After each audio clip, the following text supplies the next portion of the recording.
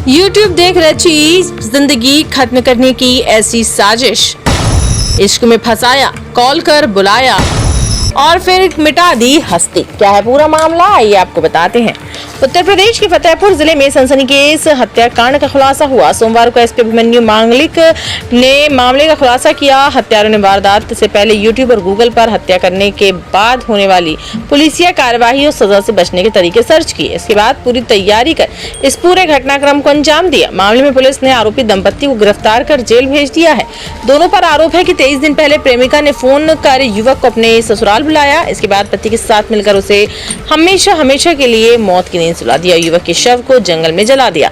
SP ने बताया कि बकेवाल थाना क्षेत्र के टिकरा गांव के रहने वाले इंद्रपाल निषाद का बेटा विजय निषाद पिछले 8 मई को घर से बाइक लेकर निकला था। वह हमीरपुर जिले के कुरारा थाना क्षेत्र के मनकी गांव में किरण देवी पत्नी कामता निषाद के घर गया था। इसके बाद विजय वापस घर नहीं लौटा। इसके बाद परिजनों ने बकेवाल थाने में गुमशुदगी की रिपोर्ट दर्ज कराई। परिजनों ने आशंका जताई कि विजय और महिला के बीच प्रेम प्रसंग था। विवेचना के दौरान पुलिस ने प्रेमिका और उसके पति के साथ विजय के मोबाइल की लोकेशन और कॉल डिटेल चेक की। इसके बाद पुलिस ने दंपत्ति को घर से धर दबोचा और पूछताछ शुरू की। पुलिस की पूछताछ में आरोपियों ने अपना जुर्म कबूल कर लिया। एसपी ने बताया कि प्लानिंग के तहत विजय को किरण ने कॉल किया, 8 मई को मिलने के लिए अपने घर बुलाया। पहुंचने पर महिला घर के कमरे में ले गई, अंदर से दरवाजा बंद कर दिया। आरोप है कि पहले से कमरे में पति कामता मौजूद था। इसके बाद दोनों ने मिलकर लकड़ी की चौखट से बेरहमी से पीट कर विजय को मौत के घाट उतार दिया। पुलिस की सख्ती से पूछताछ के दौरान आरोपियों ने बताया कि सबूत मिटाने के लिए पहले ग्राइंडर से शव के हाथ पैर काटे। इसके बाद शव को बोरे में भरकर कानपुर के रेउना के जंगल में ले गए।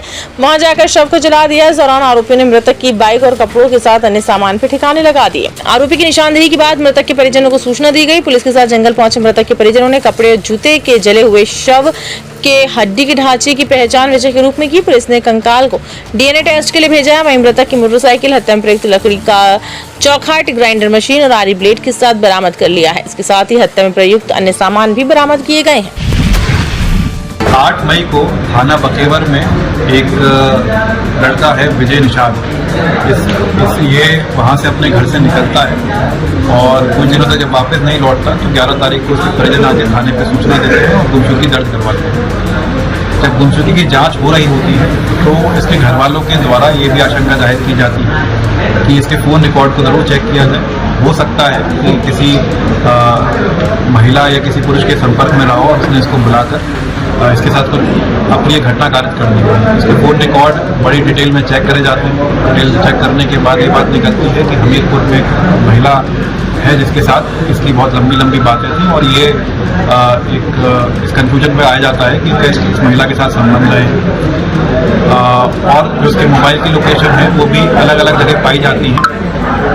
मोबाइल की लोकेशन के आधार पे घाटमपुर, कानपुर में इसकी बाइक भी बरामद होती है। ये सब सारे फैक्ट जब इसके घर वालों को बताए जाते हैं तो इसके घर वालों के द्वारा ये थाने पर आके तहरीर दी जाती है, जिसमें इनके द्वारा बताया जाता है कि एक महिला और इसका पति जो हमीरपुर के रहने वाले हैं, जिनका नाम कामता और किरण देवी है, इन दोनों के ही बुलाने पर ये वहाँ पर हमीरपुर गया है और इसकी हत्या करके इसकी लाश को कहीं छिपा दिया गया। मुकदमा पंजीकृत होते ही जैसे ही इसमें विवेचना होती है तो दोनों अभियुक्तों को बुला के कड़ाई से पूछताछ की जाती है।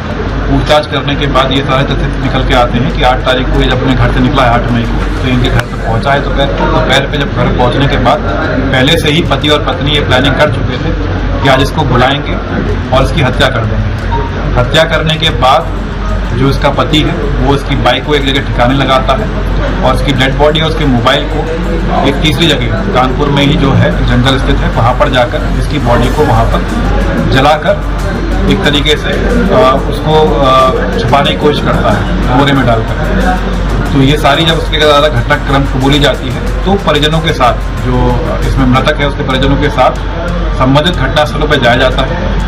जहाँ पे उसकी बॉडी मिलती है वहाँ पर उसके घटना के जो परिजन है उनसे बाकी जो सामान वहाँ पर मिला है, उसका जो कपड़े मिले हैं, जूते मिले हैं, उनके आधार पे उनकी शिनाख्त करवाई जाती है। उसके परिजन द्वारा माना जाता है कि उसी के बेटे का जो वहाँ पे नरकंकाल है उसी के बेटे का है और उसमें जो डिटेल्ड जो कंक्लूजन निकलेगा वो उसके डीएनए से प्राप्त हो जाएगा, जिसके लिए डीएनए के लिए उसकी टेस्टिंग के लिए भेज दिया जाएगा।